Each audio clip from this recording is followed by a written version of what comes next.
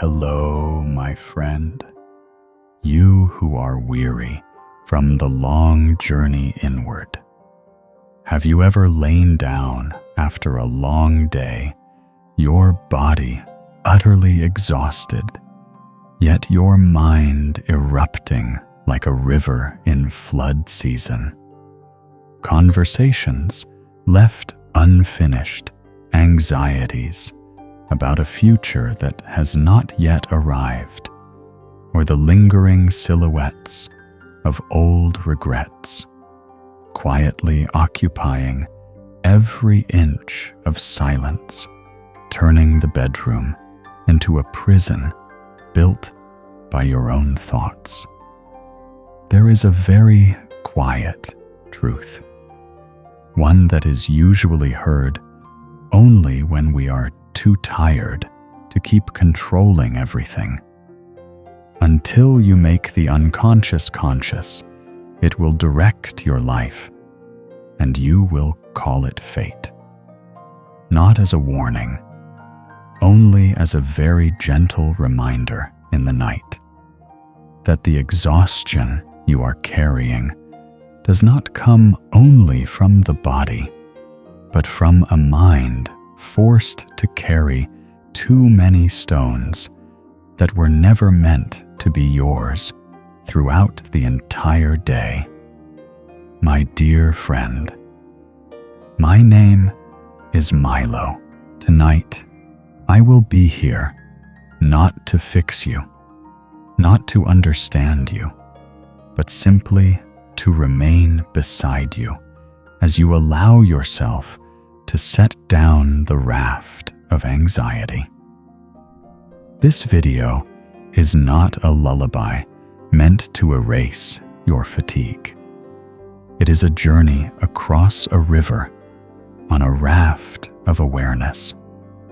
Together, we will gently wipe the glass of the lighthouse of consciousness, not to see farther, but to see more clearly the path that has always been there. Let yourself soften, so your body may be held by rest, and so your mind, at last, may find its way home. Yes, when people say they are exhausted, what they usually mean is that their body and willpower have reached their limit. Muscles ache, eyelids grow heavy, reflexes slow down, and the conscious self, what Carl Jung called the ego, no longer has the strength to continue managing life effectively. But the paradox lies here. It is precisely at that moment that the mind becomes the loudest. Uninvited thoughts, old memories, unresolved anxieties, endless inner dialogues, all suddenly rise up as if awakened. This is not a psychological malfunction, but a deep law of inner life, a law that Carl Gustav Jung recognized very early on. Jung believed that the greatest mistake of modern humanity is to equate the soul with consciousness. We assume that when the mind is tired, the entire psychic life will also shut down. But in Jung's view, the ego is only a small island floating on the surface of the sea, while most of the soul, the psyche, lies beneath the water in what he called the unconscious. And this ocean never sleeps. He wrote, "The unconscious is not just evil by nature, it is also the source of the highest good, not only dark, but also light, not only bestial, semi-human and demonic, but superhuman spiritual, and in the classical sense of the word, divine. Psychology and Religion, CW 11. This statement opens the door to an important truth. The unconscious is not a container of blind chaos, but a living, energetic, and purposive system. When the ego is strong, it acts as a gatekeeper, deciding what may enter consciousness and what must be pushed back. But when the ego becomes fatigued, that capacity for control weakens, and then the current of the unconscious naturally flows to the surface. For this reason, exhaustion does not give the soul rest. On the contrary, it gives the soul a voice. Whatever has been postponed during the day, unacknowledged emotions, unresolved conflicts, unanswered existential questions, will find a way to return when night falls. Jung emphasized that the human psyche is always seeking self-regulation in order to reach balance. He called this the principle of compensation.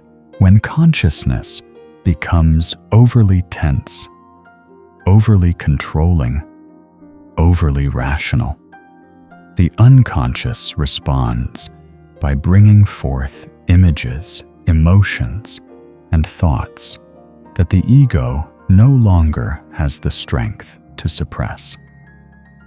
Seen in this light, the paradox of exhaustion is no longer difficult to understand.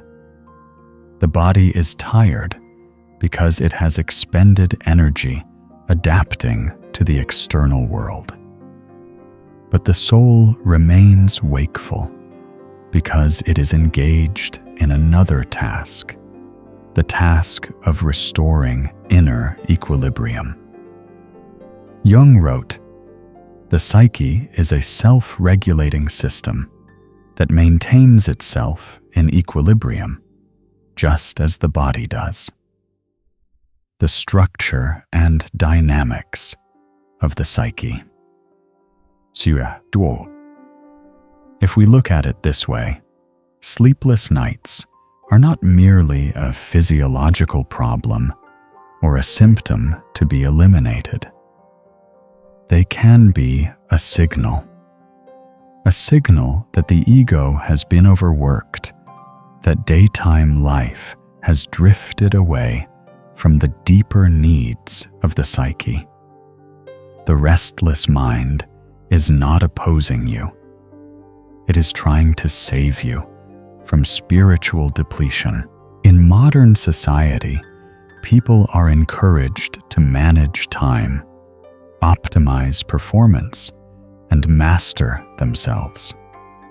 The ego becomes a strict supervisor, forcing the soul into silence in order to meet external goals. But Jung warned that an overly dominant ego leads to profound imbalance. He wrote, "The more a man's life is shaped by the collective norm, the greater is his individual immorality." Psychological type 6. The immorality Jung refers to here is not social ethics, but betrayal of one's own inner life. When we ignore the voice of the psyche, it does not disappear. It simply waits until the ego weakens in exhaustion, in crisis, in the late hours of the night, to speak more forcefully. Thus, the paradox of exhaustion carries a meaning far deeper than simply not being able to sleep. It reveals the fragile boundary between ego and psyche. When the ego is depleted, the barrier collapses, and the ocean of the unconscious floods into consciousness. This can be disorienting, but it also opens a rare opportunity. The opportunity to listen to what we dare not hear during the day. Jung did not advise people to suppress sleepless nights through force. On the contrary, he believed that healing begins with a change in the ego's attitude toward the unconscious. Instead of treating nocturnal thoughts as enemies, we may regard them as messengers. He famously wrote, "One does not become enlightened by imagining figures of light, but by making the darkness conscious." Alchemical Studies, CW. 13. The fatigue of the ego, when properly understood, can become a doorway to psychological maturity. It forces human beings to acknowledge that they are not the absolute masters of their own souls, that beneath the thin layer of consciousness lies a world far larger, deeper, and more intelligent. When this is accepted, the paradox of exhaustion is no longer a tragedy, but an invitation to step out of rigid ego control and allow the soul to continue its quiet work. And perhaps it is precisely in this letting go that true sleep can finally arrive. Not the sleep of collapse, but the sleep of reconciliation, when the ego ceases its resistance, and the psyche is allowed to move according to its natural rhythm. As we move beyond the paradox of exhaustion discussed in the previous section, one thing becomes clear. The ego no longer has sufficient strength to remain the sole coordinator of psychic life. When the self grows weary, the familiar order of daytime consciousness begins to fracture, and a quiet yet powerful movement unfolds beneath the surface of awareness. It is precisely at this transitional point that Jung introduces us to a central concept for understanding why the mind continues to operate so intensely even when the body is utterly depleted. Libido, the current of vital energy that never truly extinguishes. In Jung's analytical psychology, libido is not confined to the notion of sexual energy as it is in many popular interpretations. Jung deliberately expanded the concept regarding libido as psychic energy, the total psychological energy that powers all activities of the psyche, from thinking, feeling, and imagining, to the drive to live and the search for meaning. He wrote, "Libido is energy regarded as a quantitative concept. It is not a concrete or material substance, but a hypothetical construct. Symbols of transformation." 2.5. The crucial point lies in the word energy. Energy does not disappear. It only changes form, shifts direction, or withdraws from one domain to concentrate in another. Therefore, when you feel exhausted by work, responsibility, social expectations, or the pressures of survival, it does not mean that your vital energy has been depleted. On the contrary, Jung argued that in such moments, libido often undergoes regression, not in a pathological sense, but as a natural function of a self-regulating system. Regression in Jung's language is not a shameful setback.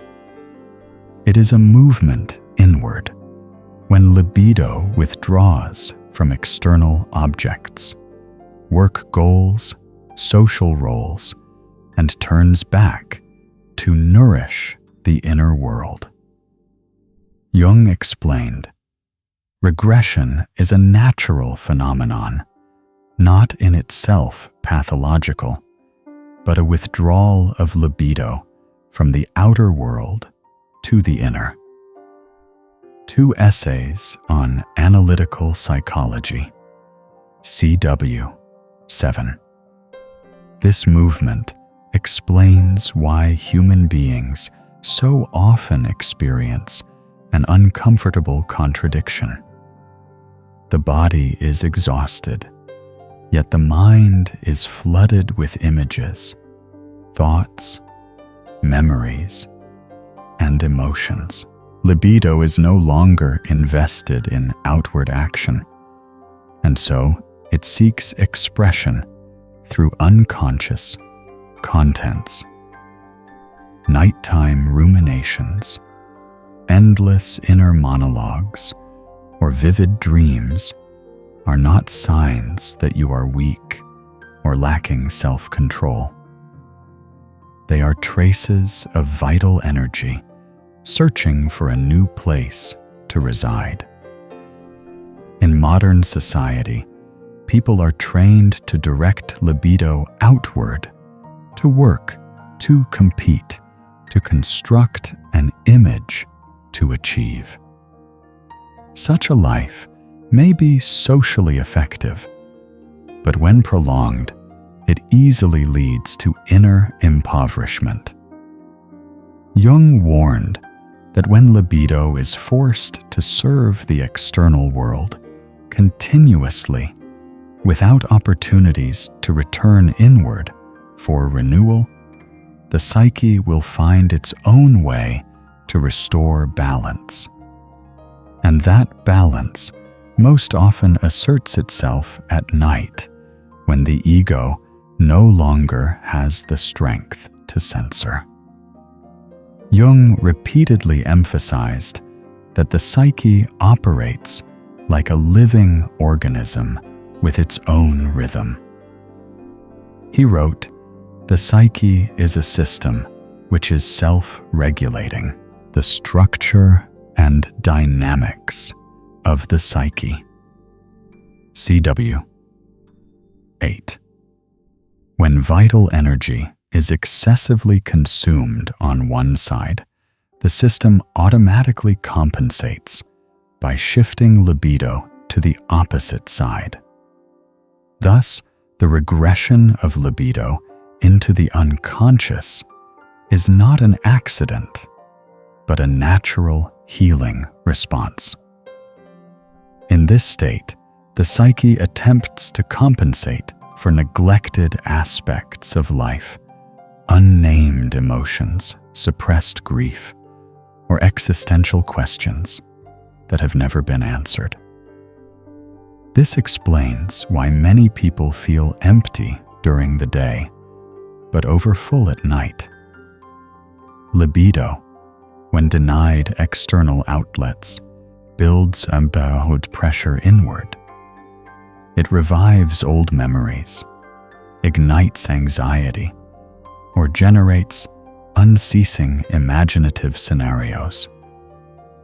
Jung did not regard this as disorder, but as the language of the psyche, a way of saying that vital energy needs to be listened to, not silenced.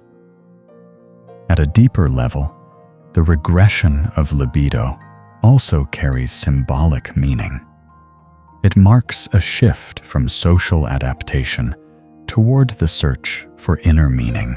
Jung observed that during periods of crisis, exhaustion or disorientation, libido often returns to ancient images, archetypes, and universal symbols.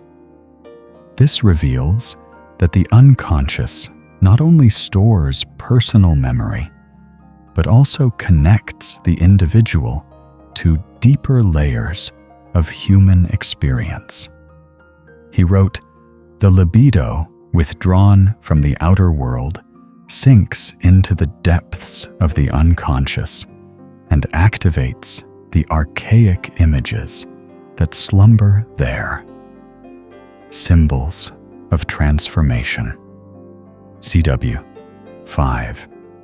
Seen from this perspective, sleepless nights are no longer merely a matter of nervous fatigue. They are moments in which libido is changing direction from the world of having to do to the world of having to understand. The mind becomes alive because vital energy is finally allowed to return to nourish itself rather than serving external demands alone. However, Jung also emphasized that regression becomes dangerous only when the ego completely refuses dialogue with the unconscious. When we respond with fear denial or forced silence, libido becomes trapped inside without a healthy channel of expression. Conversely, when the ego learns to accept its own fatigue as a signal for rest and the liveliness of the mind as an invitation to listen, regression becomes a phase of transformation. Thus, from the paradox of exhaustion in Part 1, we move toward a deeper understanding. In Part 2, libido never disappears. It only withdraws, changes direction, and seeks to continue its journey. When you are physically drained, but mentally awake, this is not your failure, but the loyalty of libido to life itself. It reminds you that beneath the tired shell of the ego, the psyche is still at work, unceasingly seeking balance, meaning, and wholeness. And it is from this never-extinguished current that dreams, images, and inner voices continue to arise like small waves, signaling that a vast and living ocean still moves within you. From the flow of libido discussed in the previous section, we can now see a foundational truth, clearly vital. Energy never disappears. It only changes direction. When libido withdraws from the outer world and concentrates inward, the psyche does not become empty. On the contrary, it becomes crowded. It is precisely within this inner space that highly autonomous psychological structures, what Jung called complexes, begin to speak. And when the ego is exhausted, these voices no longer whisper. They may resound as endless dialogues within the mind. People often ask themselves, why does an anxious thought keep repeating itself, even though I understand rationally that it makes no sense? Jung's answer shakes the common belief that the human being is a unified psychological entity. Jung discovered that the psyche is not a homogeneous whole, but a constellation of parts with lives of their own. He wrote, "What we call a complex is a collection of images and ideas clustered around a core derived from one or more archetypes and characterized by a common emotional tone. A review of the complex theory. See BW 8. Complexes are not merely bad thoughts or mental habits. They are living structures, possessing their own memories, emotions, and patterns of reaction. Jung even emphasized that complexes are autonomous, meaning they can act independently of the ego's will. This is why one can know something intellectually, yet still be unable to escape it emotionally. When a complex is activated, the ego is no longer the sole pilot. Jung described this phenomenon with a striking image. Complexes are splinter psyches, psychological factors in human behavior.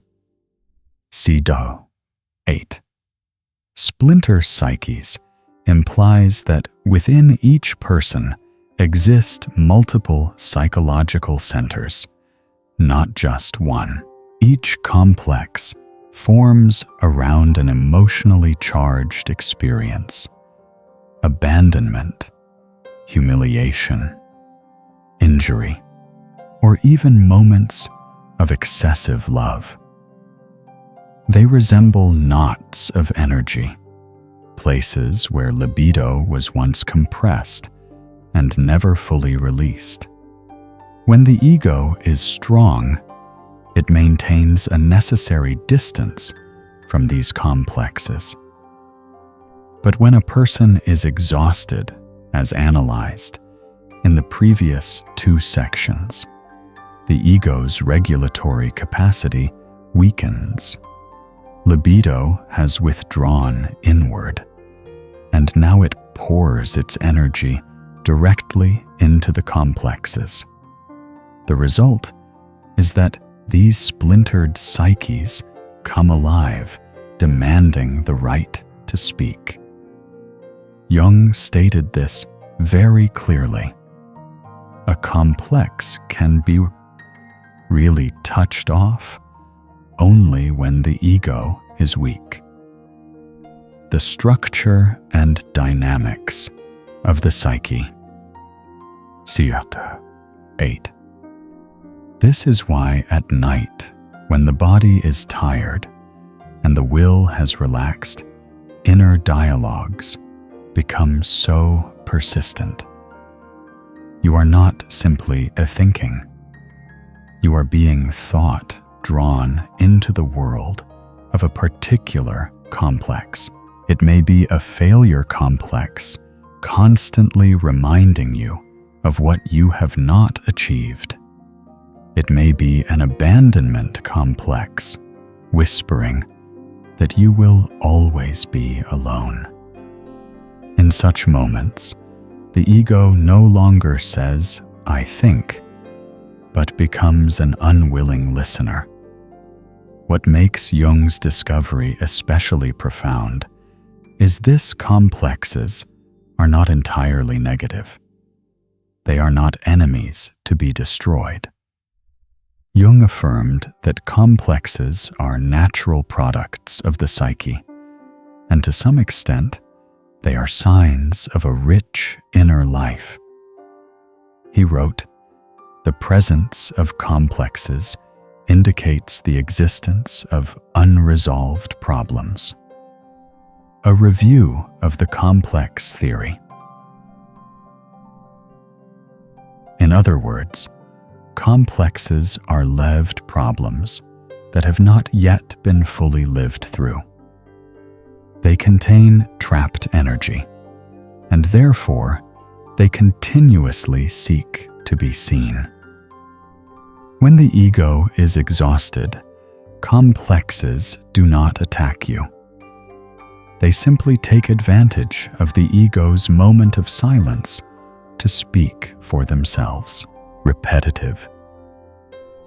anxious thoughts are precisely the language of these splintered psyches, longing for recognition. In modern life, people often try to silence complexes with reason, medication, or distraction. But Jung warned that the more complexes are denied, the more obsessive they become. He wrote, "Whatever is rejected from the self appears in the world as an event." I on CW 9. When complexes are not recognized inwardly, they begin to govern behavior, relationships, and even personal destiny. A person with an inferiority complex may repeatedly fall into situations that recreate feelings of being belittled. A person with a power complex may constantly find themselves in conflict with others. And at night, when all defenses fall away, these complexes reappear in their original form within an unceasing stream of thought. Yet Jung was not pessimistic. He believed that the very emergence of complexes is an opportunity for the expansion of consciousness. When the ego has the courage to acknowledge that it is not the sole master of the psyche, a new process can begin. From being intruders, complexes can become messengers. Jung wrote, "Complexes are in fact living units of the unconscious psyche, and it is only through them that the unconscious can express itself. The structure and dynamics of the psyche." 8.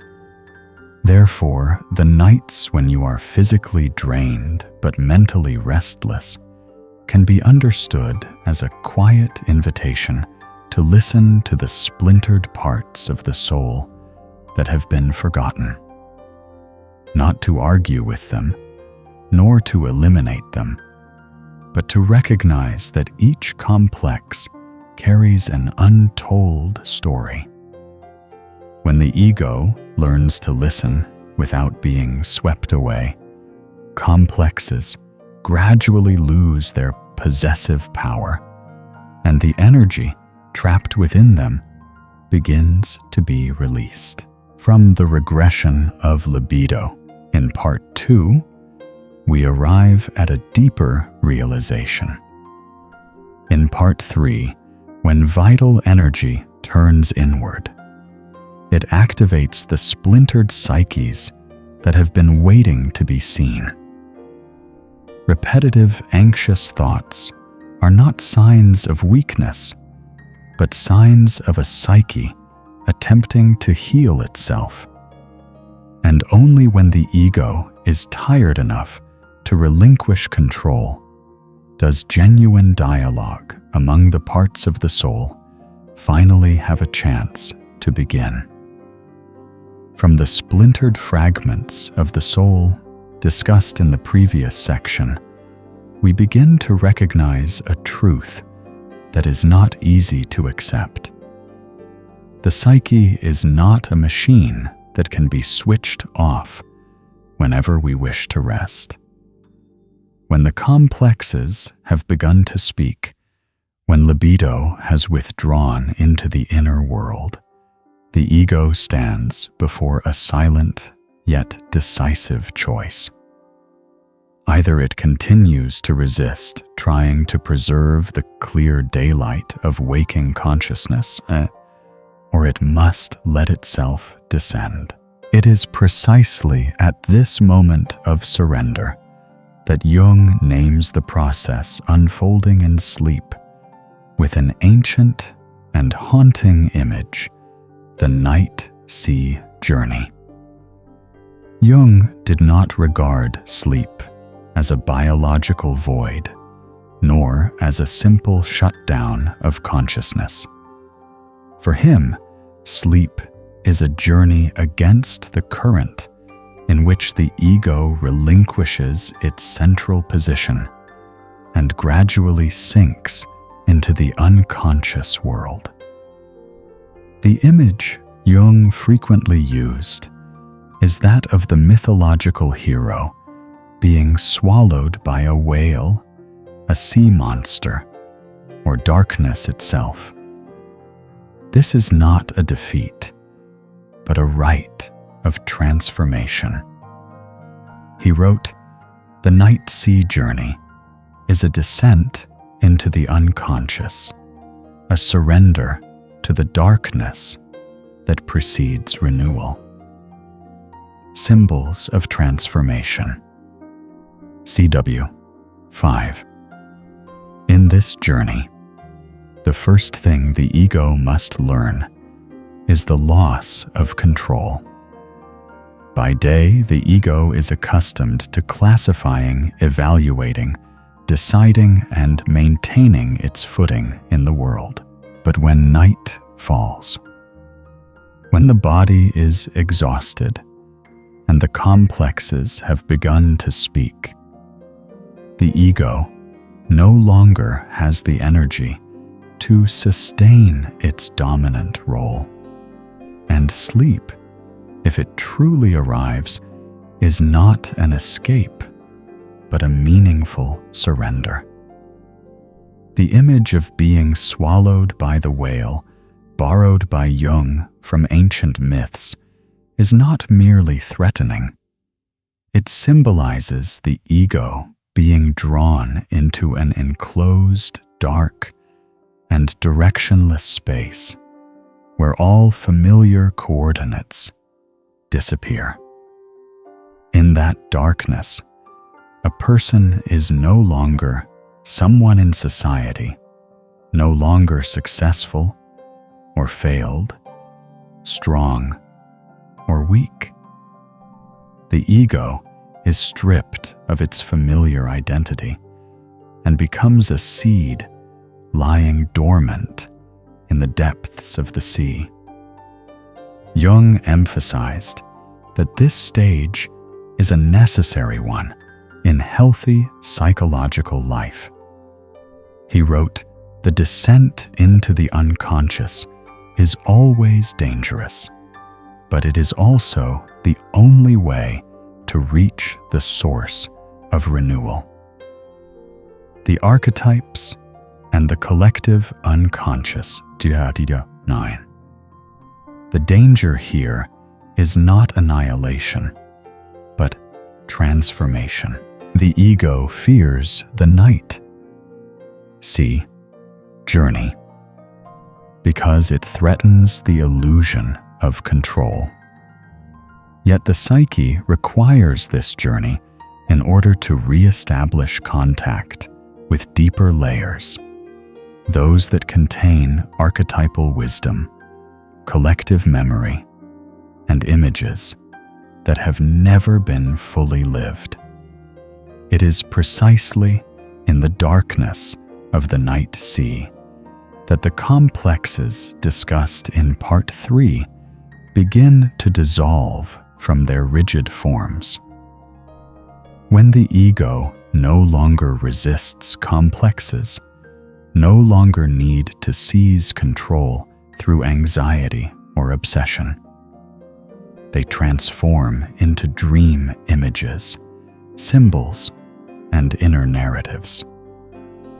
Jung believed that dreams are the natural language of this journey, a language that speaks not in concepts, but in living images. He wrote, "Dreams are the guiding words of the unconscious, the structure and dynamics of the psyche." In the night. Sea journey. The soul does not seek logical answers. It seeks reconnection. Strange images and illogical scenes in dreams are not the waste products of a tired brain, but the rough maps of a deep voyage. They become meaningless only when the ego tries to force them into the language of daytime consciousness.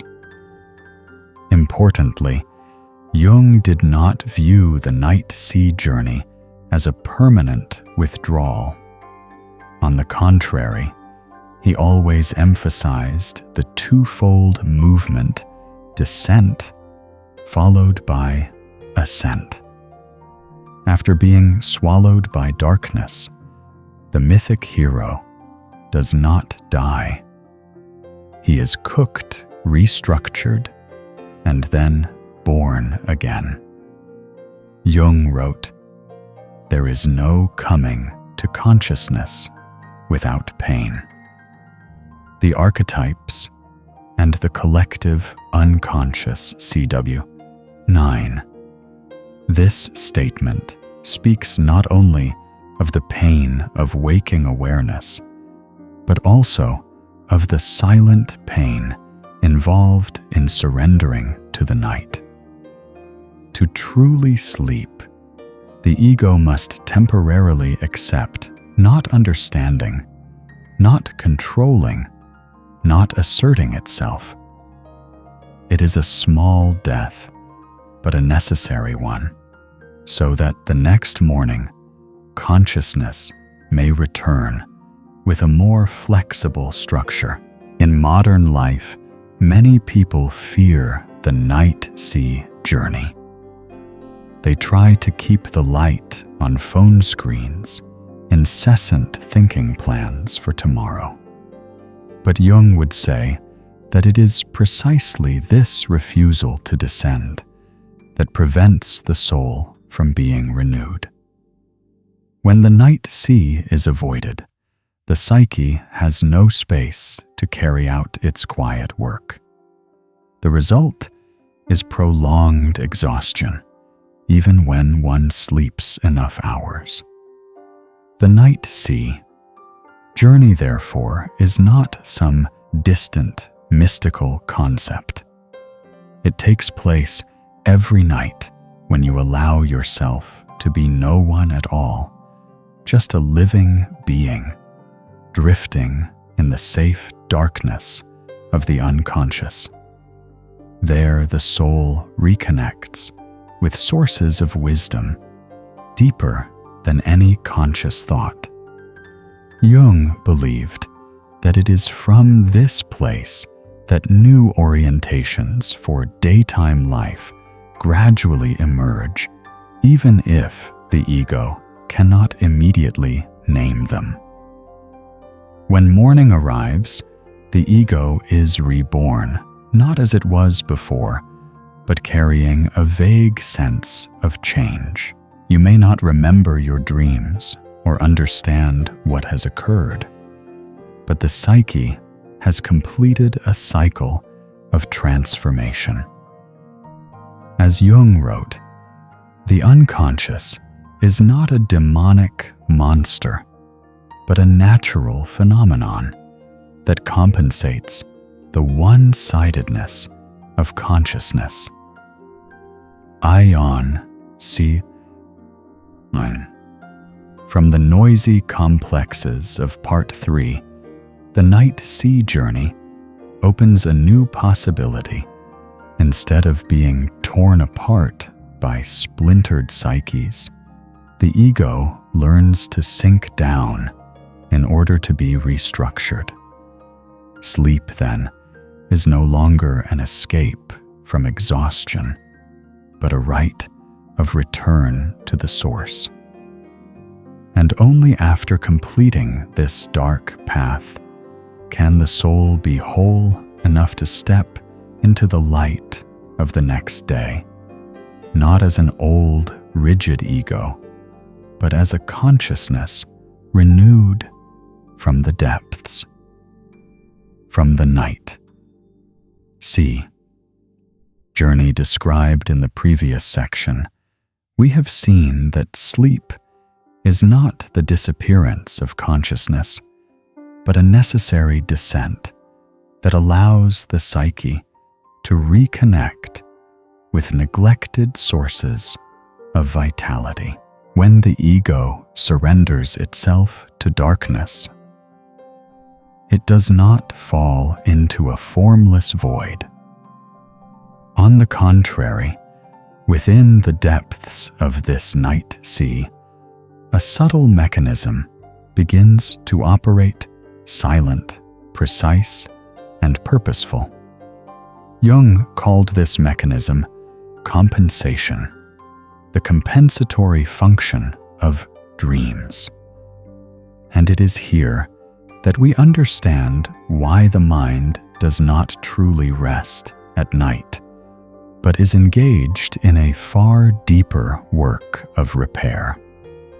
In analytical psychology, Jung affirmed that the psyche is always seeking balance. When consciousness becomes distorted, extreme, or one-sided, the unconscious responds by generating images, emotions, and narratives of an opposing nature. Dreams are the voice of this compensatory mechanism. Jung wrote with clarity, "The dream is a spontaneous self-portrayal in symbolic form of the actual situation in the unconscious. The structure and dynamics of the psyche." CW8. This means that dreams are not created to comfort you or to affirm the daytime ego. They exist to tell truths that consciousness does not wish to hear. When during the day you strain to appear strong, controlled, perfect, or right, the unconscious sends images at night that are fragile, chaotic, or even frightening, not to punish you, but to restore balance to an attitude that has become too rigid. Jung recognized that much mental exhaustion does not arise from work or lack of sleep, but from a prolonged misalignment between consciousness and the unconscious. When the ego identifies itself with an ideal image, the one who is always strong, always correct, always fine, the psyche is compelled to compensate by revealing the opposite. Dreams are the stage upon which this compensation is enacted. Jung wrote, "The unconscious behaves compensatorily to consciousness." John C. 9. This brief statement contains a profound principle. The unconscious does not oppose consciousness. It regulates it. If by day you live excessively outward-focused dreams, draw you back inward. If you see yourself as moral and elevated dreams may expose base impulses. If you believe you are fine, dreams may reveal a neglected child weeping in the dark, not because you are flawed, but because the psyche requires you to see the whole of who you are. From this perspective, the mind's refusal to fall silent at night is no longer frightening. It is a sign that the psyche is busy performing its compensatory work. While the ego wishes to rest by shutting down all thought, the unconscious is striving to repair the imbalances created during the day. Jung once said, "We do not produce the dream, it produces itself." Dream Analysis 216. Dreams do not follow the ego's schedule. They appear when necessary, carrying the content the psyche deems essential, not what the ego desires. For this reason, sleepless nights often arise during periods when daytime life has become too one-sided. Excessive work, emotional suppression, living according to others' expectations, or striving to become a better version at the cost of authenticity. A subtle point in Jung's thought is that compensation is not only personal, but also directional. Dreams do not merely say you are off balance, they also hint at where you need to go.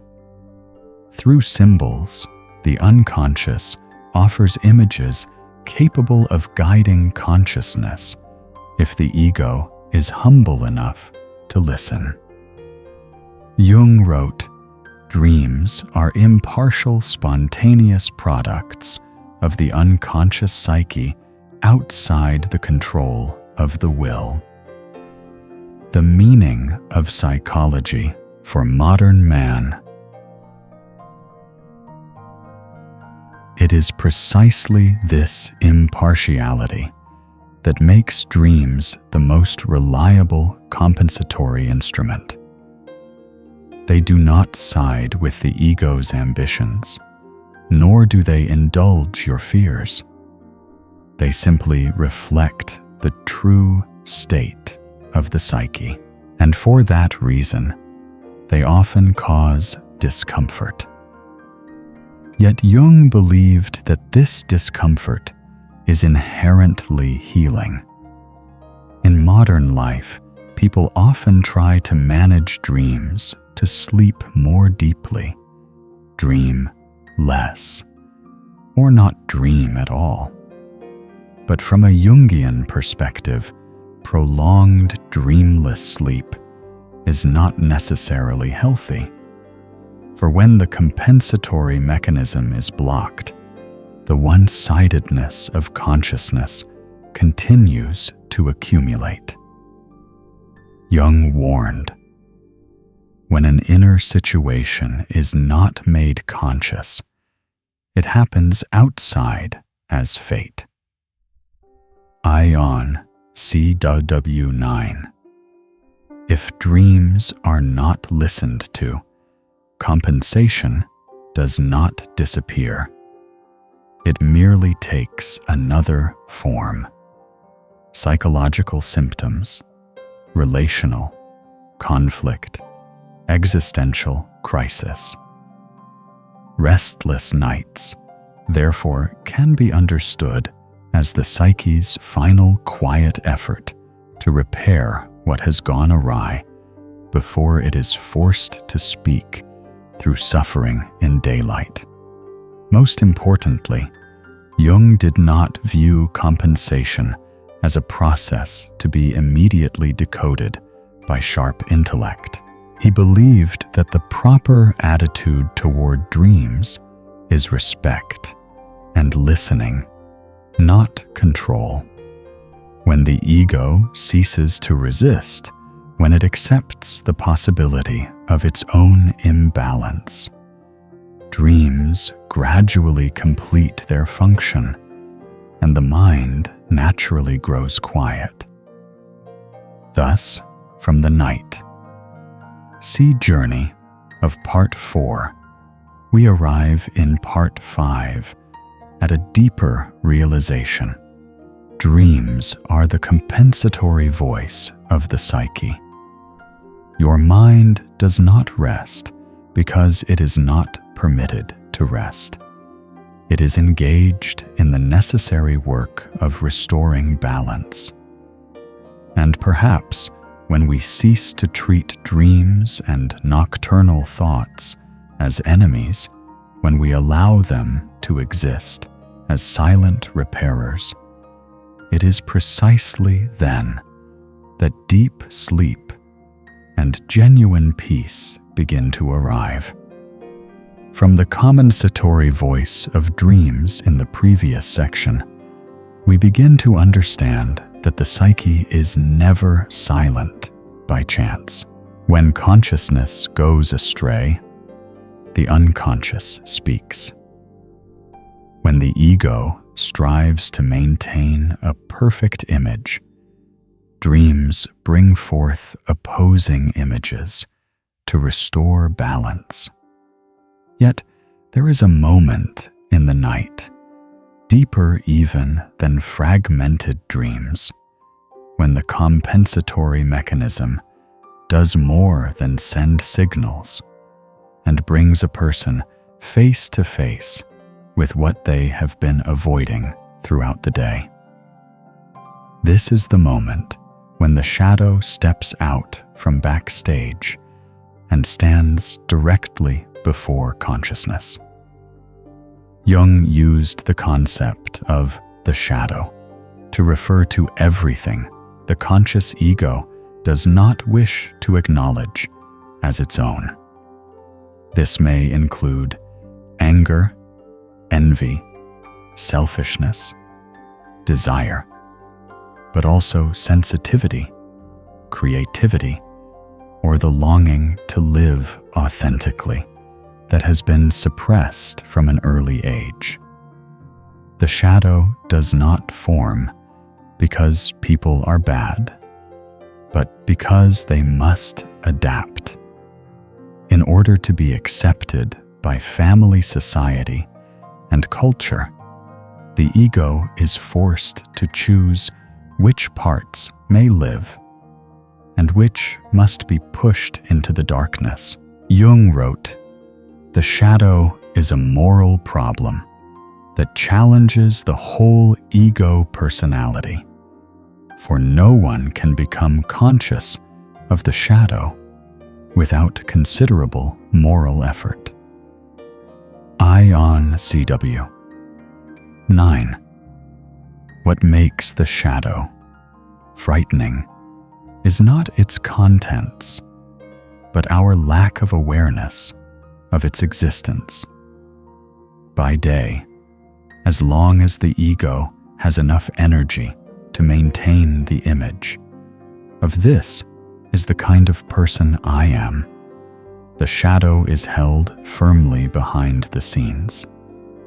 But when night falls, when sleep pulls the ego out of its familiar role, when libido has withdrawn and complexes have begun to speak, the shadow is no longer suppressed. And it is precisely in the stillness of night that it rises most powerfully. Many people misunderstand the shadow as a black hole of evil. Jung firmly rejected such a simplistic view. He emphasized that the shadow contains forgotten vital energy. He wrote, "Everyone carries a shadow, and the less it is embodied in the individual's conscious life, the blacker and denser it is." Psychology and religion. This statement reveals a paradox. The more the shadow is denied, the more dangerous it becomes.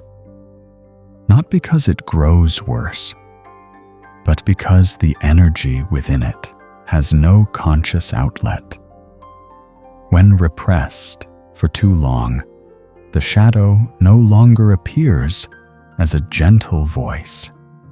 It erupts as anxiety, nightmares, self-criticism, or images that make us fear ourselves.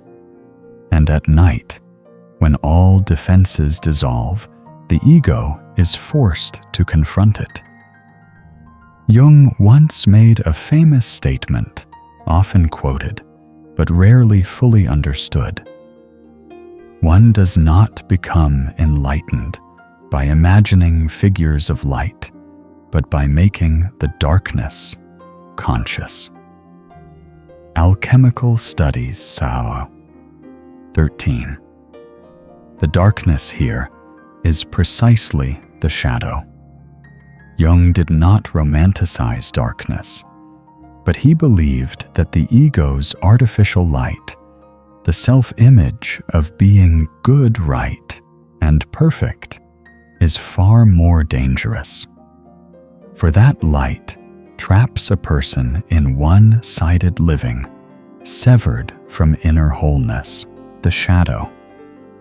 By contrast, is a reminder that we are larger than the image we tell about ourselves. At night, when self-critical thoughts surge and ugly images of the self appear, many people try to drive them away in order to sleep peacefully. But from a Jungian perspective, it is precisely this rejection that increases tension. The shadow does not demand that you act it out. It only asks to be seen. Jung wrote, "The shadow is unconscious, but it is not evil. It is simply not conscious." The archetypes and the collective. Unconscious 9. This is especially important for those seeking inner peace. The shadow is not the enemy of peace. The denial of the shadow is the source of unrest. When we dare to admit that we can be envious, weak, angry, or afraid, these emotions lose their unconscious power. They no longer need to shout in the darkness, because they have been brought into the light of awareness. Yet the shadow does not contain only what we call bad. Jung emphasized that many vital potentials are also buried there. A person taught to be obedient may bury their strength. A person accustomed to self-sacrifice may bury personal needs. A person who lives for responsibility may bury creative joy. When these parts are pushed into the shadow, the individual not only loses balance, but also vitality. Jung wrote, "The shadow contains the hidden, repressed, and unfavorable aspects of the personality, but also the creative, the valuable, and the positive." Ion CW 9. This is why Jung said that gold lies in the darkness. The shadow is a reservoir of frozen libido. When we have the courage to face it, that energy no longer returns as anxiety or nightmares, but can be transformed into creativity, aliveness, and a deeper sense of wholeness. Night is the most favorable time for this encounter, not because darkness is frightening, but because the ego is no longer so loud. When the ego is tired, it no longer imposes its familiar narrative. And in that silence, the shadow has a chance to emerge, not as an enemy, but as a forgotten part of yourself. Jung believed that this process is a prerequisite for psychological maturity. He wrote, "There can be no doubt that the integration of the shadow is a central task in the process of individuation." 2 essays on analytical psychology. CW 7. From the compensatory voice of dreams in Part 5, Confronting the Shadow. In Part 6, represents a deeper step, not merely listening to the signal, but accepting the messenger. When you stop fearing your own darkness, when you allow it to exist without identifying yourself with it, a subtle transformation occurs. The mind gradually grows quieter, not because the shadow disappears, but because it is no longer exiled. And perhaps it is precisely in this silent reconciliation that true peace begins to take shape, not the peace of having no problems, but the peace of a human being who has become wide enough to contain both the light and the darkness within themselves. From the confrontation with the shadow. In the previous section, a truth gradually comes into view. Human beings are exhausted not only by what they hide, but also by what they must continually perform. If the shadow is the part pushed downward because it is not accepted, then standing opposite it is another structure that is no less draining of energy, the persona, the social mask. And when night falls, when the shadow has been recognized, a parallel process begins to unfold the removal of the mask the ego has worn throughout the day. Carl Jung borrowed the term persona from Latin, the mask worn by actors in ancient theater, to describe the social role each individual puts on in order to adapt to the world. The persona is not bad. On the contrary, it is a necessary condition for living with others, working, communicating, and being recognized. Jung wrote, "The persona is that which, in reality, one is not, but which oneself, as well as others, think one is." 2 essays on analytical psychology. Stu 7. This statement is not meant to condemn the persona, but to point out a subtle danger when people completely identify themselves with the mask. They gradually forget the being behind it.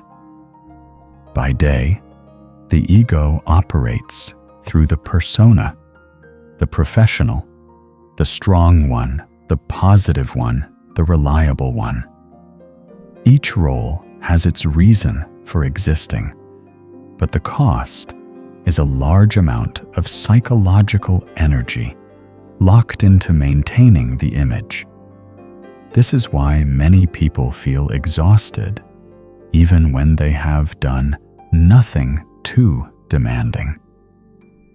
That exhaustion does not come from action, but from having to be someone constantly. Jung observed that the persona, if not periodically removed, becomes a rigid armor that separates the ego from the psyche. He warned a man cannot get rid of himself in favor of an artificial personality without punishment. The relations between the ego and the unconscious CW. 7. The punishment here is not moral retribution, but the depletion of inner vitality. When a person lives too long within the persona, libido is drained to sustain the external image, while inner life is neglected. And like all self-regulating systems within the psyche, this imbalance must be corrected. Sleep is the most natural ritual of unmasking. when you lie down with no one watching, no demands to be proper, no roles to fulfill. The persona begins to dissolve. Jung did not regard sleep merely as a biological necessity, but as a sacred psychological moment in which the ego is permitted temporarily to represent no one at all. In sleep, you are not a title, not an image, not a best version. You remain only as a bare, living being before yourself. This explains why many people feel uneasy when night arrives. As the persona begins to fall away, the ego loses its familiar identity. And in that very gap, the shadow, as discussed in Part 6, may appear. But if the shadow consists of what has been denied, then removing the persona is the act of relinquishing a false self. These two processes are not opposed. They complement one another. Only when the persona is taken off can the shadow be seen honestly. Jung emphasized that the persona becomes dangerous not when we have one, but when we believe we are it. He wrote, "The persona is a complicated system of relations between individual consciousness and society, fittingly enough, a kind of mask. Psychological types. 6. A mask, when worn and removed at the right time, protects the actor. But if it becomes glued to the skin, it distorts the true face beneath. In modern life, where social media work and collective expectations never switch off, the persona is rarely removed completely. People wear the mask even at home, even when alone, even when lying in bed. And this is precisely what makes sleep heavy and the mind restless. Jung believed that the psyche cannot endure artificiality for long. When the persona dominates conscious life, the unconscious responds with fatigue, depression, or dreams that expose nakedness. He wrote, "Behind the mask of the persona lies the shadow, and behind the shadow lies the self." Ion CW 9. This sentence reveals a profound order: persona, shadow, self. Sleep is the path by which the ego moves against this order, from the social surface into the depth of being. When you sleep, the persona falls away first. Then the shadow may appear. And if the ego is quiet enough, a vague yet steadier sense may begin to form the sense of being oneself without having to perform a role. The liberation that sleep brings does not lie in forgetting everything, but in temporarily not having to prove anything. In deep sleep, no one evaluates you. No one expects anything of you. No one demands that you be someone. It is a rare moment in which the ego can breathe without strain. Jung believed that only in such a state does the psyche have the conditions necessary to restructure itself. He wrote, "The psyche is not a machine that can be switched off. It lives and its life demands periods of withdrawal. The structure and dynamics of the psyche. The withdrawal here is precisely the withdrawal from the persona, not to escape life, but to return to inner resources. When the persona is removed each night, the ego no longer needs to expend libido to maintain an image.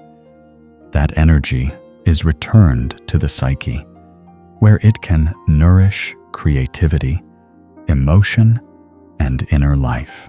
From part 6 to part 7, we see a subtle shift from confronting what we do not want to acknowledge, the shadow, to letting go of what we believe we must be the persona. Both require courage, but in different ways. If courage with the shadow is the courage to look into darkness, then courage with the persona is the courage to stop performing. And perhaps it is precisely in that moment of removing the mask that sleep truly becomes liberation. Not liberation from the world, but liberation from the burden of having to exist continuously as an image. When the ego allows itself to be bare, the psyche finally has space to carry out its quiet work.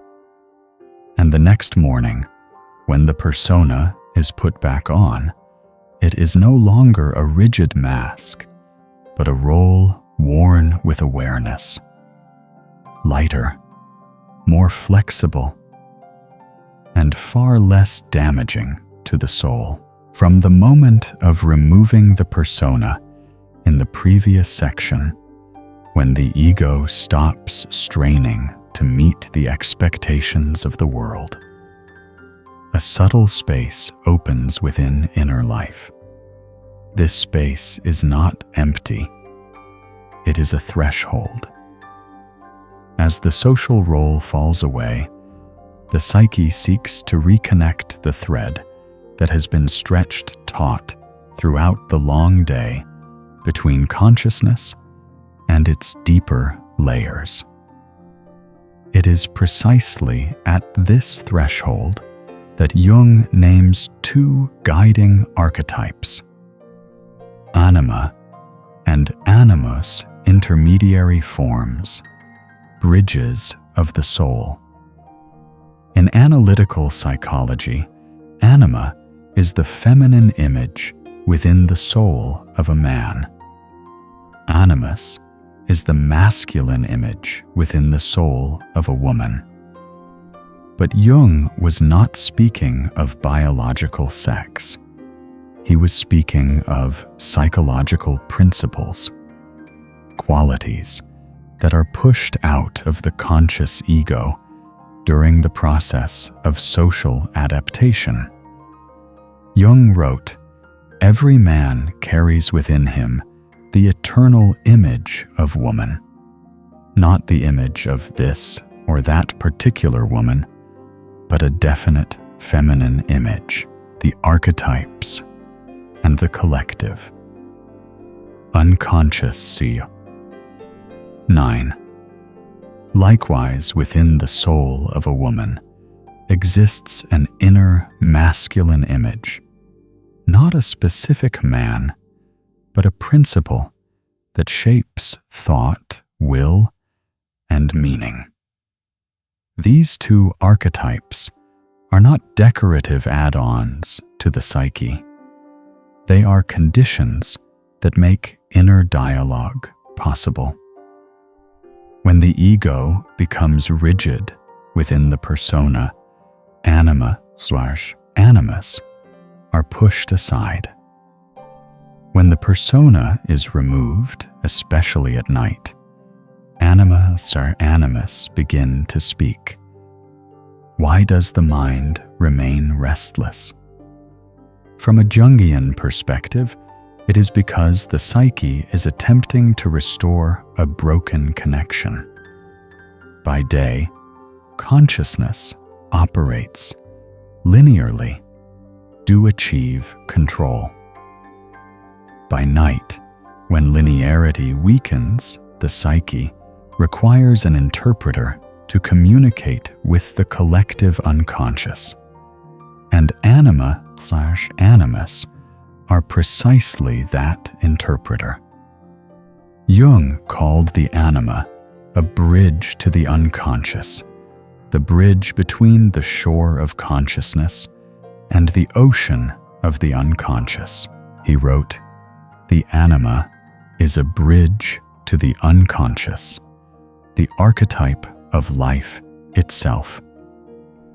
Ion Satu 9. This bridge functions most strongly when the ego is quiet. For anima, animus do not speak in commands. They speak through feelings, images, intuitions, and subtle stirrings. When you lie in the night, no longer performing a role, no longer proving anything, hard to name emotions rise up, a gentle sonat, a vague longing, or an inexplicable sense of absence. This is not disorder. It is the language of a bridge being restored. Jung observed that when anima/animus are neglected for too long, people seek the bridge externally, idealizing a lover, becoming dependent on a savior image, or living through compensatory relationships. But when the inner bridge is reconnected, that energy returns to the soul, nourishing inspiration and inner peace. Jung warned, projection changes the world into the replica of one's own unknown face. Ion Suodario 9. In other words, when we fail to meet anima or animus within, we encounter them distorted without. At night, as the outer world temporarily recedes, the psyche is compelled to repair the inner relationship. Thus, restlessness is not a failure of sleep. It is an effort toward reharmonization. Anima, animus also hold a deeper role. They are guides in the process of psychological maturation. Jung emphasized that there can be no lasting development unless the ego learns to dialogue with its opposite archetype. He wrote, "The anima is the archetype of life, and she gives the ego a living connection to the unconscious. The archetypes and the collective unconscious CW. 9. This living connection differs from purely rational knowledge. It does not provide quick answers. It opens depth. When anima, animus are listened to, people often experience an inner softening. Thinking becomes less rigid, emotions less extreme, and daytime conflicts lose their sharp edges. At that point, peace arises not from control, but from harmony. At night, anima, animus often appear through dreams in the form of a stranger, a guide, a lover, or a voice of authority. But even without dream, recall, their presence may be felt as a subtle emotional current. Jung believed the proper attitude is not hasty interpretation, but allowing the connection to take place.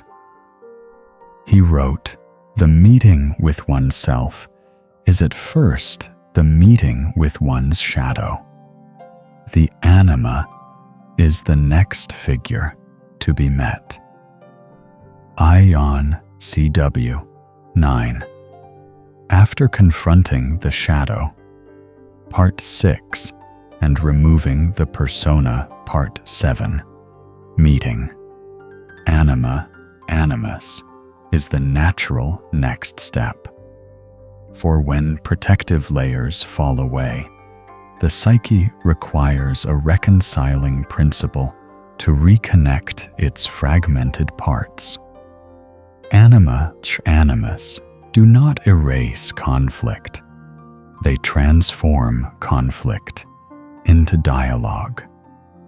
The deep peace Jung spoke of is not immediate comfort. It is the feeling of connection with oneself, with the collective depth of humanity, and with a current of life beyond the personal ego. When the bridge is restored, libido is no longer trapped in anxiety or obsession. It flows into inspiration, meaning, and a more supple way of living. Jung wrote, "Meaning makes a great many things endurable, perhaps everything."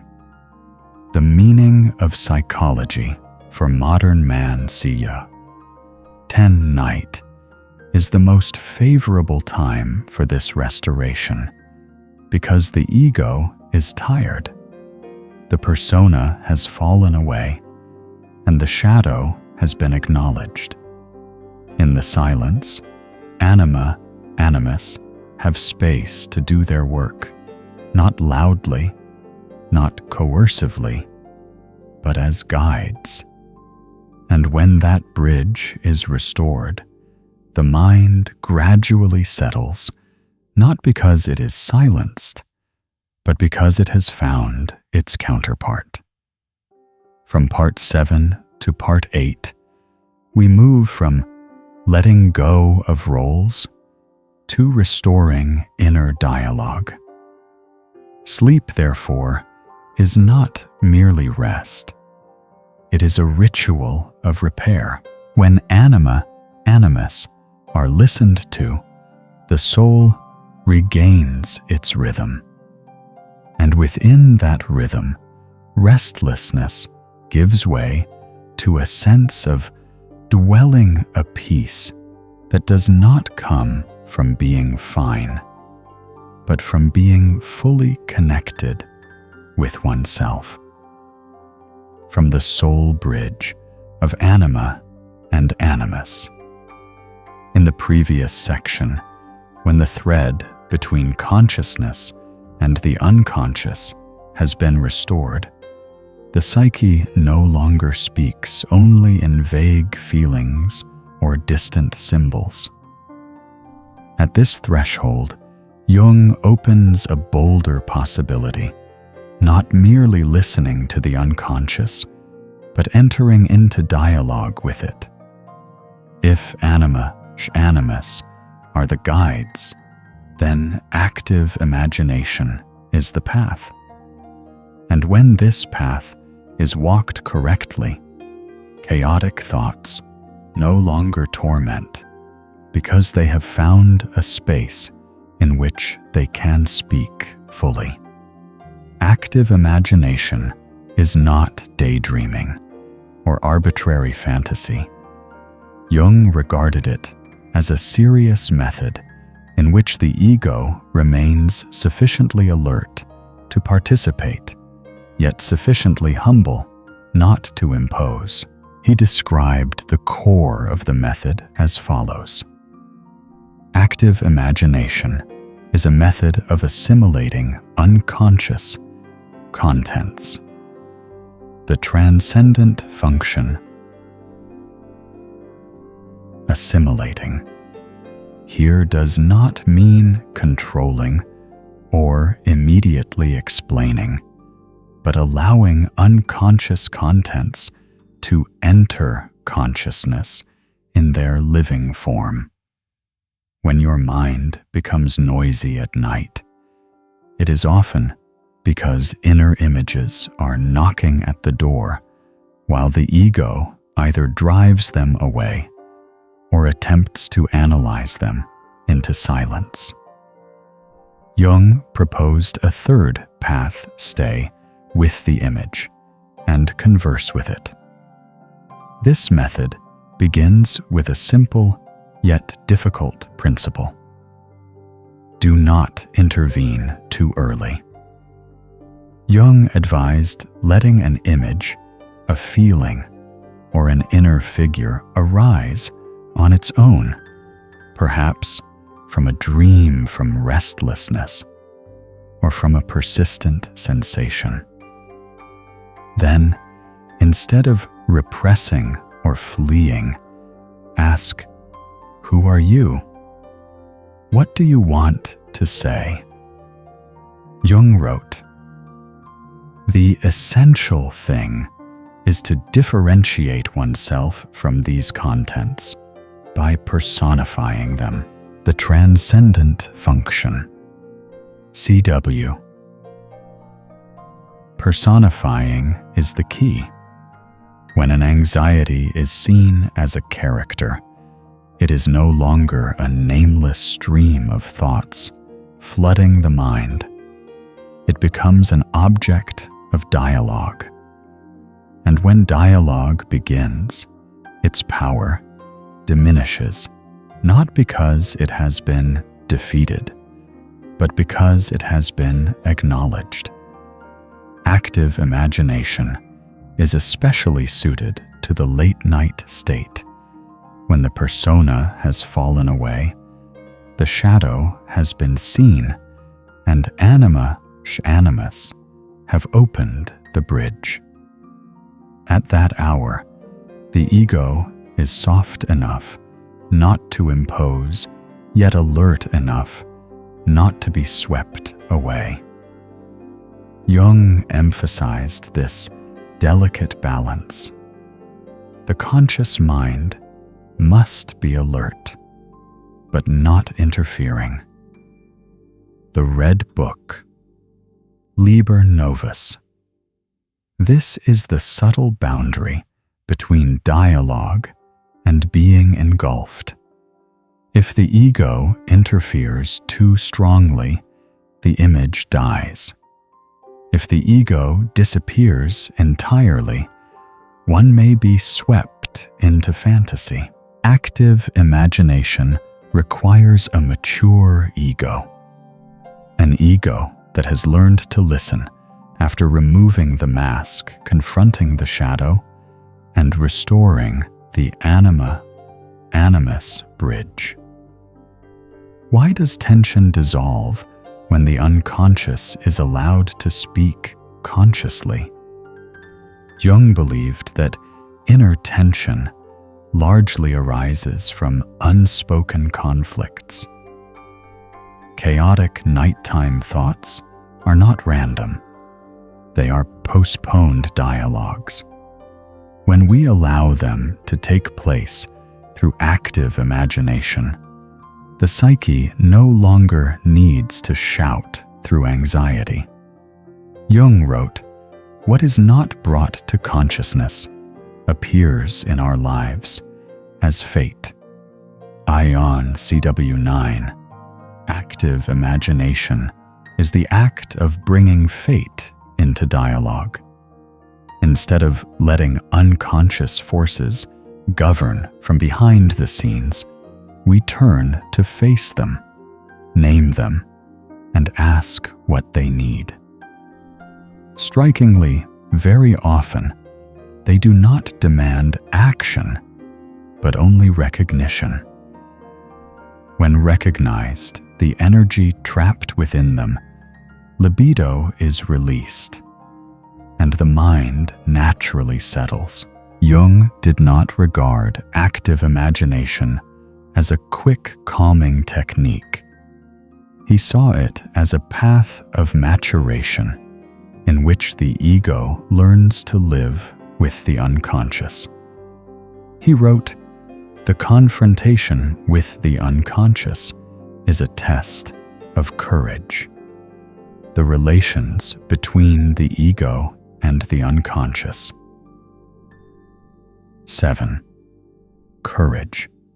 Here does not mean confrontation in battle, but staying with uncomfortable images, with vague feelings, with questions that have no immediate answers. At night, when the mind is restless, this staying, when practiced through active imagination, transforms restlessness into a ritual of dialogue. Importantly, Jung did not encourage hasty interpretation. He warned that premature meaning-making can impoverish the experience. Instead, allow the images to reveal themselves through repeated encounters. Jung wrote, "Meaning is discovered, not invented. The symbolic life." 0-18. When active imagination is practiced properly, a profound quiet emerges, not because everything has been resolved, but because the relationship between the ego and the unconscious has changed. The ego is no longer a ruler, nor a victim. It becomes a dialogue partner. And within that relationship, the unconscious no longer needs to disturb with chaotic thoughts. From part 8 to part 9, we move from connection to dialogue. Anima, Animus. Open the bridge. Active imagination allows us to cross it consciously. Night is no longer a place of torment, but a space of encounter. When you allow inner images to speak and respond to them with calm presence, the mind gradually grows quiet, not because it is forced into silence, but because it has been heard. And perhaps it is precisely in that moment that the deepest sleep can arrive, not as the shutting down of consciousness, but as the resting presence of a dialogue that has temporarily come to a close, so that in the morning one awakens feeling lighter, not because problems have vanished, but because the relationship with oneself has become more truthful and alive. From the conscious dialogue with the unconscious in the previous section, when active imagination has opened a living channel of communication between the ego and inner images, a subtle shift begins to occur. As conflicts are no longer repressed, as the unconscious is listened to rather than suppressed, the psyche gradually enters a state of coherence. It is precisely within this state that Jung identified a strange yet orderly phenomenon. Outer events and inner movements suddenly converge in meaning without any causal relationship. Jung called this phenomenon synchronicity.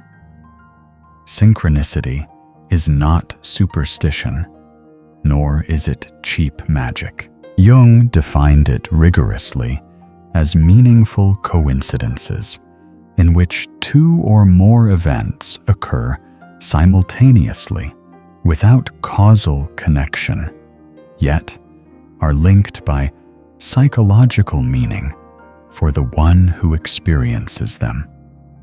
He wrote, "Synchronicity is an acausal connecting principle." synchronicity, and a causal connecting principle. CW 8. A causal non-causal is the key term here. Jung was not claiming that the universe arranges everything according to human wishes. Rather, he suggested that there are moments when the structure of the psyche and the structure of the outer world mirror one another. Meaning then arises not because cause leads to effect, but because two streams intersect in the same moment. Why is this phenomenon often felt more vividly at night or during periods of heightened inner sensitivity? Because synchronicity does not appear when the ego is too noisy. It requires a consciousness that has loosened its grip on control, a psyche softened through inner dialogue, after active imagination. When the ego ceases to impose rational narratives, a person begins to perceive patterns, not through cold logic, but through awakened intuition. Jung emphasized that synchronicity is closely tied to emotional states. Meaningless coincidences pass by like background noise. Meaningful coincidences, however, tend to appear at precisely the right moment, touching the very inner issue currently being worked through. He wrote, "Synchronicity reveals the meaningful coincidence of a subjective and an objective event, the structure and dynamics of the psyche." See Individuation. When you lie awake with a question that has no answer, a dream, an unexpected encounter, or a line accidentally read may strike the very center of the issue. Not because it resolves everything, but because it confirms that you are in the right place within your own process. That feeling, the feeling of being touched, is the hallmark of synchronicity. Importantly, Jung did not believe that synchronicity occurs frequently in lives dominated by the persona. When a person lives entirely through social roles, the psyche becomes fragmented, and the outer world appears disjointed.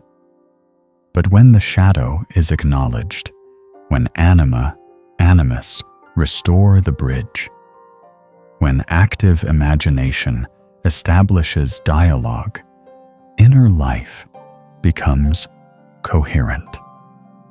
And then the capacity to recognize synchronicity increases, not because the world has changed, but because consciousness has changed the way it sees. Jung once wrote a revealing sentence: "Meaning makes a great many things endurable, perhaps everything." The meaning of psychology for modern man. Synchronicity does not erase suffering, but it gives suffering a context of meaning. When an unexpected event occurs, precisely as you are wrestling with an inner question, the sense of isolation diminishes. Not because you have the answer, but because you no longer feel thrown into a meaningless world. Jung was especially careful not to turn synchronicity into a rigid belief system. He warned that hunting for signs can become a new form of superstition. Synchronicity does not require pursuit. It requires readiness.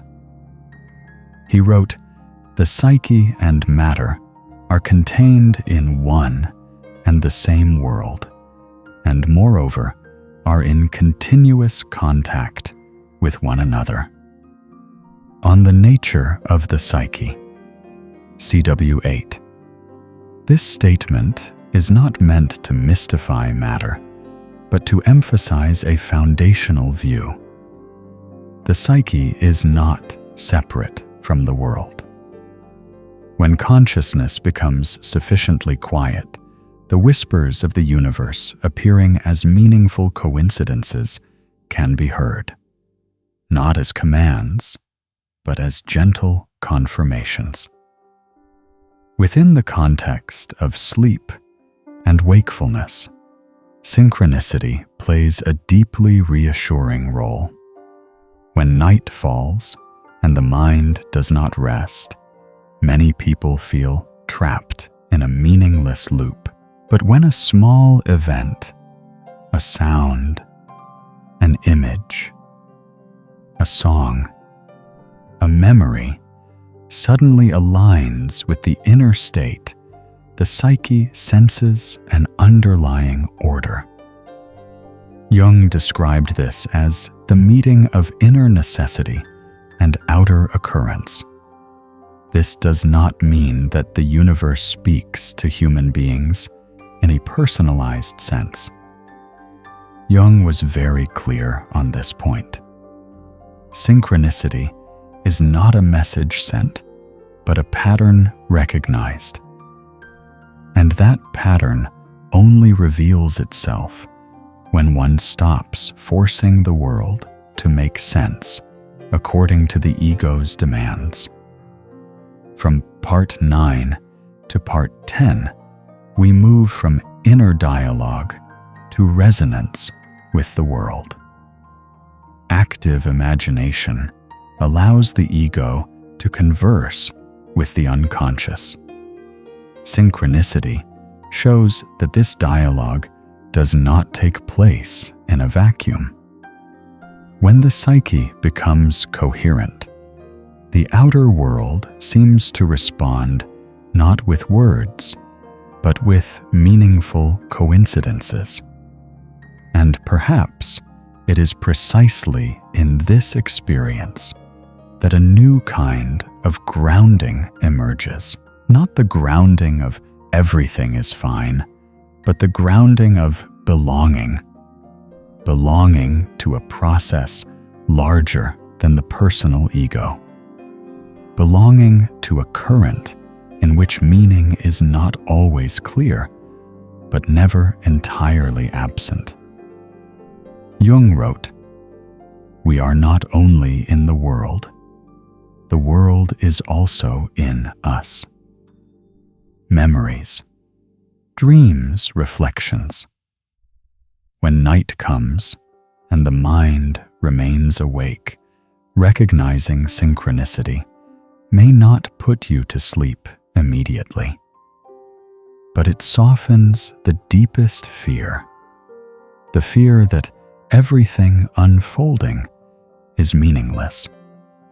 And when that fear subsides, sleep, like a quiet trust, may arrive. Not because the question has been answered, but because you have sensed the connection between yourself and the world, a connection that transcends causality and is woven from meaning itself, from synchronicity. In the previous section, when meaningful coincidences reveal that the psyche does not operate in isolation, but resonates with the world, a deeper question naturally arises. If there is a hidden order connecting inner and outer life, then what is the center of that order? Jung answered with a symbol, both simple and profound. the self. Not the everyday I, not the persona, nor the ego that governs consciousness, but the center of wholeness, the place where all fragments of the soul find their point of reference and a shared rhythm. In analytical psychology, Jung made a clear distinction between ego and self. The ego is the center of consciousness. The self is the center of the entire psyche, encompassing both consciousness and the unconscious. When a person identifies exclusively with the ego, life unfolds within a narrow circle control achievement roles. When the self begins to emerge, that circle expands into a mandala, an ancient symbol of order, balance, and integration. Jung wrote, "The self is the archetype of wholeness and the regulating center of the psyche." Ion CW9. The mandala is not a decorative design. For Jung, it is a living map of the psychological process. Whenever the psyche touches the self, even fleetingly, people often experience a peculiar steadiness. Not noisy, not euphoric, but grounded. Not because all contradictions have disappeared, but because they have found their place within a larger order. Jung observed that mandalas arise spontaneously in dreams, drawings, and active imagination when the psyche is healing itself. Crucially, the self is not a goal to be achieved through effort. It does not reward the striving of the ego. On the contrary, the self tends to reveal itself when the ego learns to let go. Letting go of the persona, confronting the shadow, restoring the anima, animus, bridge, entering dialogue through active imagination, and recognizing the meaningful coincidences of synchronicity. None of these steps create the self. They clear the way for the self to manifest on its own. Jung wrote, "The self is not only the center, but also the whole circumference which embraces both conscious and unconscious. It is the center of this totality." The archetypes and the collective, unconscious. When the self is present, exhaustion changes its quality. The original fatigue, born of strain, performance, and control, does not vanish immediately, but it is placed within a meaningful context. One feels that one is moving in the right direction, even if the path remains long. This feeling does not come from success, but from inner alignment. Jung remarked that much depression and anxiety arise when people live away from their own center, even while appearing outwardly fine. The self also clarifies why synchronicity in the previous part is not a series of isolated miracles. When the psyche gathers around its center, inner order and outer circumstance more easily fall into rhythm, not because the world submits to the individual, but because the individual can read meaning at the intersections of life. Jung emphasized, When the self is realized, the ego no longer experiences itself as the sole center of the psyche. Ion CW 9. This loss of being the sole center does not weaken the ego. It places the ego correctly. The ego becomes a humble steward, capable of listening to guidance from the self. And at night, when all protective layers fall away, the self has more opportunity to speak. Not loudly, like complexes, not oppositional, like the shadow, not alluring, like Anima, Animus. The self is present.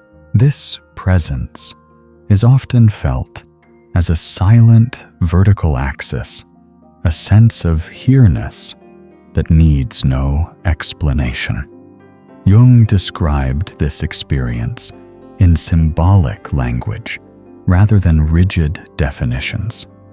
He spoke of an immovable center amid flow, where opposites, light and darkness, masculine and feminine, reason and feeling, are not cancelled out, but contained. He wrote, "The self is the goal of life, for it is the fullest expression of that fateful combination we call individuality." Psychological types 6. Individuation oriented toward the self does not mean becoming more special than others. It means becoming whole in one's own way. When the self leads, comparison fades, and the chase after ideal images subsides. Fatigue then transforms into a quiet satisfaction. Not satisfaction from having achieved, but from being rightly placed within one's own process. Within the context of sleep and wakefulness, the self plays the deepest reassuring role when the mind will not rest. When fragmented parts speak at once, the self acts like a gravitational center, drawing the pieces back into a shared orbit. Jung noticed that many people sleep better, not because they think less, but because they feel supported by an order larger than the ego.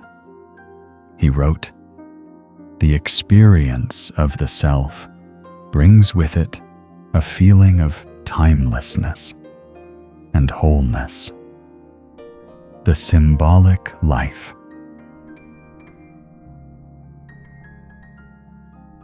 Timelessness explains why moments of touching the self often carry a sense of lightness, not because problems disappear, but because the pressure of time must hurry, must finish, dissolves. Within that space, the psyche is permitted to reorganize itself. More importantly, the self does not deny suffering. It places suffering at a meaningful center. When the ego understands that exhaustion, confusion, and wakefulness are stages within a centering process, they cease to be signs of failure. Jung wrote a line often repeated, "Meaning makes a great many things endurable. Perhaps everything." The meaning of psychology for modern man. 10. Meaning here is not a forced explanation, but a sense of belonging, that what is happening belongs to a maturation process. When the self is present, one believes not blindly, but through experience, that the fragments are revolving around a center. from Part 10 to Part 11, we move from recognizing meaning in coincidences to touching the center that generates meaning. Synchronicity reveals the intersections. The self is the source that renders those intersections orderly. At night, when the mind remains awake, sensing the self may not put you to sleep immediately, but it brings calm. Calm not because everything is understood, but because you know you are moving in the right direction. And perhaps that is the deepest gift of the self, not the promise of a life without fatigue, but the gift of giving fatigue a place. When all fragments find their orbit around a center, sleep arrives as a natural consequence, unforced, of wholeness, gradually taking shape. From the quiet presence of the self in the previous section, the gravitational center, around which all fragments find their orbit, a final movement becomes clear. If the self is the center that generates meaning, then individuation is the way of living around that center. Not a distant destination to be conquered, but a lifelong process in which a human being gradually remembers who they are not according to social memory, but according to inner truth. And it is precisely at night, when the mind stays awake in a wiser way, that this process continues its work. Jung used the term individuation not to speak of individualism or separation from the community. On the contrary, he spoke of becoming a whole individual in whom opposites are held rather than eliminated. He wrote, "Individuation means becoming an individual, and insofar as individuality embraces our innermost last and incomparable uniqueness, it also implies becoming one's own self." 2. Essays on Analytical Psychology. CW 7. Becoming one's own self does not mean gratifying the ego. It means ceasing to identify with what we imagine ourselves to be. Persona roles, imposed ideals, and learning to live from a deeper center. This path has been outlined through the entire journey. The exhaustion of the ego, the flow of libido, the voice of complexes, the night, sea, dream, compensation, confronting the shadow, removing the persona, restoring the anima, animus, bridge, dialoguing through active imagination, recognizing synchronicity, and touching the self. Individuation does not begin in Part 12. It is the red thread running through all the parts. Jung emphasized that individuation does not unfold through sheer willpower. It requires a new attitude of the ego humility, listening, and the willingness to endure paradox. He wrote, "There is no linear development. There is only a circumambulation of the self. The archetypes and the collective unconscious. Circumambulation. Walking around the center is the key image. Individuation is not a straight line. It is many revolutions each one carrying a deeper level of understanding. There are nights when you feel as though you are moving backward. Old thoughts return, anxieties reappear. But in Jung's logic, this is not failure. It is another circle around the self where the same issue is seen from a new depth. For this reason, Jung did not advise sleeping in order to forget. He advised sleeping in order to remember the parts that have been forgotten, the voices that have been drowned out. His famous statement, often quoted as a warning, lays the foundation for the entire process. Until you make the unconscious conscious, it will direct your life, and you will call it fate. Aison Sahara. Night is the most favorable time for making the unconscious conscious, not through force, but through attentive presence.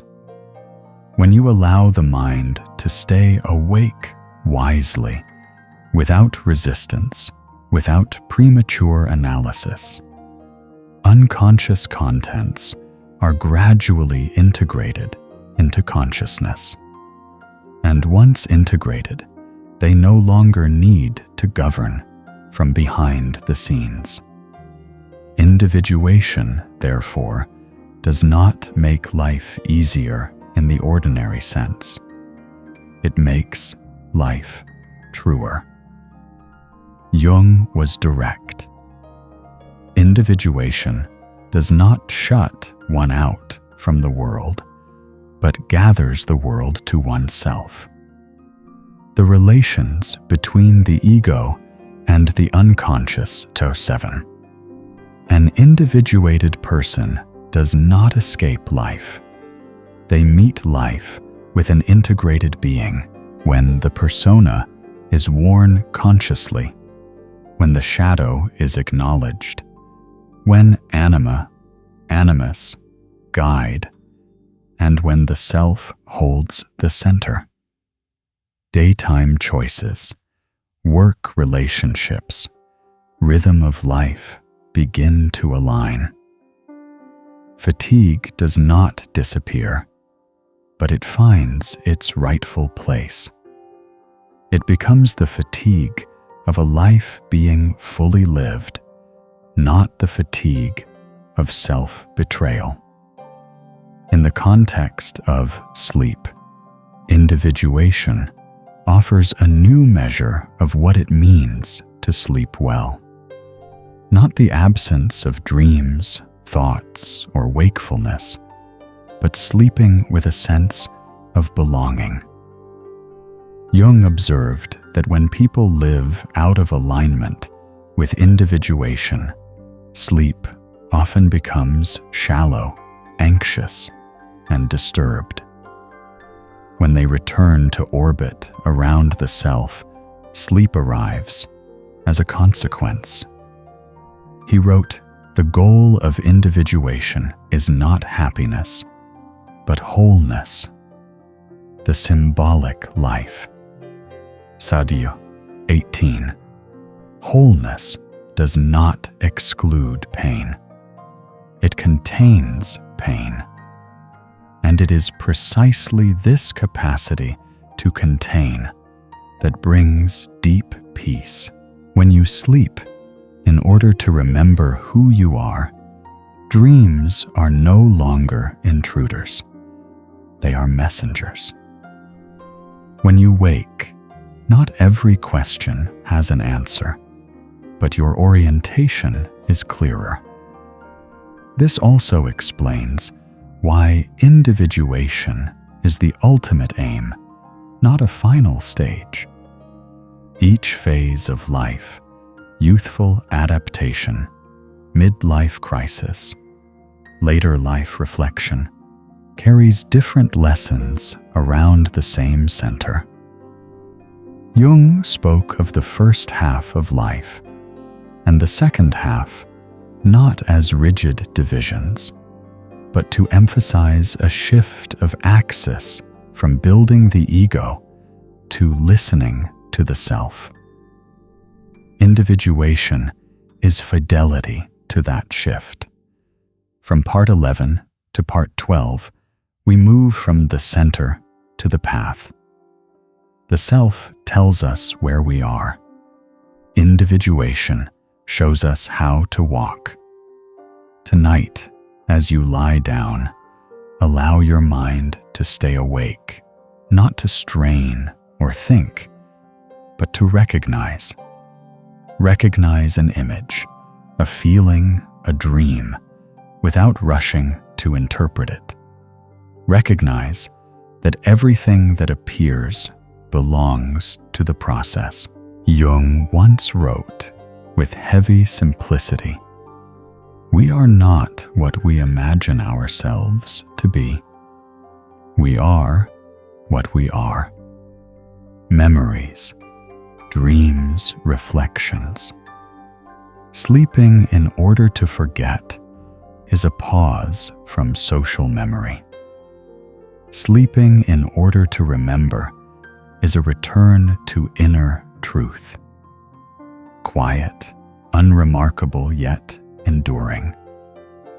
When you allow this, sleep is no longer a refuge from exhaustion, but a ritual of return night by night, bringing you closer to the truest version of yourself. And within that return, fatigue transforms into a quiet satisfaction, not because everything is finished, but because you are living in the right direction. Imagine your ego as a small helmsman who has worked without rest all day long upon the vast ocean of inner life. Tonight, you do not need to steer anymore. Let the helmsman rest. Let the boat release the rudder, drifting slowly with the deep and ancient rhythm of the unconscious sea, where the waves do not resist, they only support. And now, there is nothing more you need to do. No need to think further. No need to understand everything. What needs to be understood has already been planted in the depths. Let your breath slow. Let your body grow heavy. And let your mind drift not into oblivion, but into a very familiar place. A place where you are allowed to be yourself, without roles, without expectations, without having to prove anything. Tonight, if images come, let them come.